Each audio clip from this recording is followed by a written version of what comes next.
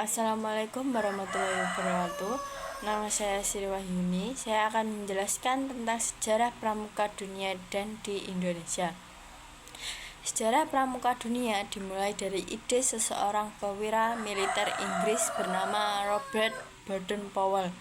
Ia terinspirasi oleh pengalaman perangnya di Afrika Selatan, di mana ia melihat keterampilan bertahan hidup dan berorganisasi dari para pandu asli. Ia kemudian menulis buku berjudul Scouting for Boys pada tahun 1908 yang berisi panduan untuk melatih anak-anak laki-laki menjadi pandu.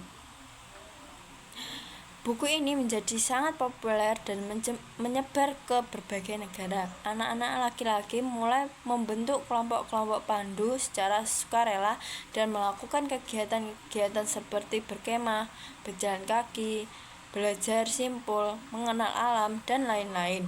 Baden-Powell kemudian mendirikan organisasi resmi bernama Boy Scouts pada tahun 1910. Gerakan Pandu kemudian berkembang menjadi gerakan pramuka yang melibatkan anak-anak, perempuan, dan orang dewasa. Organisasi pramuka di berbagai negara mulai bekerja sama dengan membentuk federasi internasional. Salah satunya kegiatan utama pramuka dunia adalah Jambore Pramuka Dunia, yaitu perkemahan besar-besaran yang diadakan setiap 4 tahun sekali di negara-negara berbeda. Baden-Powell diakui sebagai bapak pandu dunia atau Chief Scout of the World. Ia meninggal pada tahun 1941, tetapi warisannya tetap hidup hingga sekarang. Gerakan pramuka dunia terus berkembang dan memilih lebih dari 50 juta anggota di lebih dari 200 negara. Sejarah pramuka Indonesia. Sejarah pramuka Indonesia tidak bisa dilepaskan dari sejarah perjuangan bangsa Indonesia untuk meraih kemerdekaan dan penjajah Belanda. Gerakan pramuka di Indonesia dimulai pada tahun 1912 ketika Belanda mendirikan organisasi Nederlands Padwindra's Organisation di Bandung. Organisasi ini hanya diperuntukkan bagi anak-anak Belanda. Tokoh-tokoh nasional Indonesia kemudian membentuk organisasi kepanduan sendiri yang bersifat nasionalis dan anti kolonial. Salah satunya adalah Mangkunegara 8 yang mendirikan Java Case pada Winders Organization pada tahun 1916. Organisasi ini merupakan organisasi kepanduan pertama yang menggunakan bahasa Jawa. Setelah peristiwa Sumpah Pemuda pada tahun 1928, sangat nasionalisme semakin membara.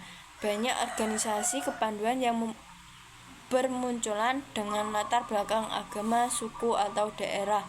Beberapa contohnya adalah Hizbul Wathan, Muhammadiyah, Nasional Patriot Budi Utomo, Syarikat Islam, dan Pemuda Indonesia. Untuk menyatu berbagai organisasi kepanduan tersebut, dibentuklah persaudaraan antar pandu Indonesia pada tahun 1928.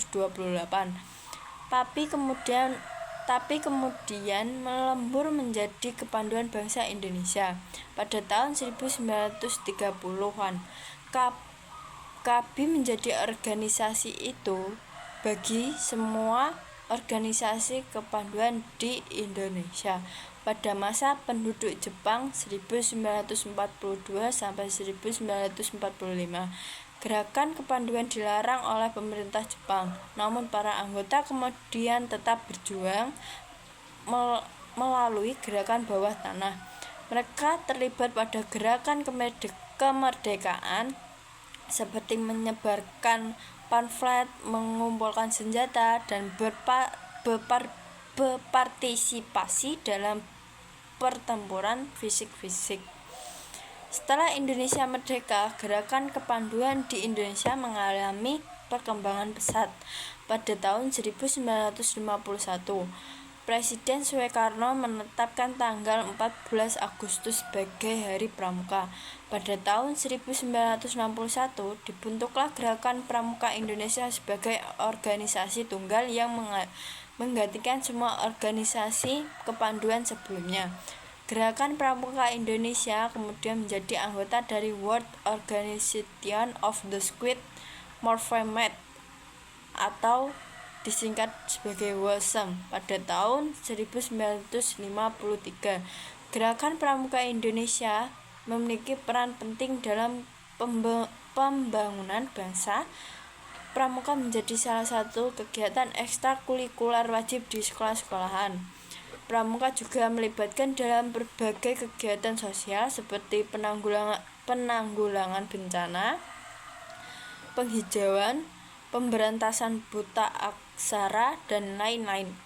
Pramuka juga menjadi wadah bentuk menumbuhkan nilai-nilai Pancasila, Bhinneka Tunggal Ika, dan Trisatya. Pramuka adalah gerakan kepanduan yang memiliki sejarah panjang dan menarik baik di dunia maupun di Indonesia. Pramuka bertujuan untuk membentuk karakter, keterampilan, dan jiwa patriotisme generasi muda. Pramuka memiliki banyak manfaat bagi individu dan masyarakat. Pramuka juga yang menjadi bagian dari warisan budaya bangsa Indonesia yang harus dilestarikan. Demikian dari penjelasan saya tentang sejarah pramuka dunia dan di Indonesia. Wassalamualaikum warahmatullahi wabarakatuh.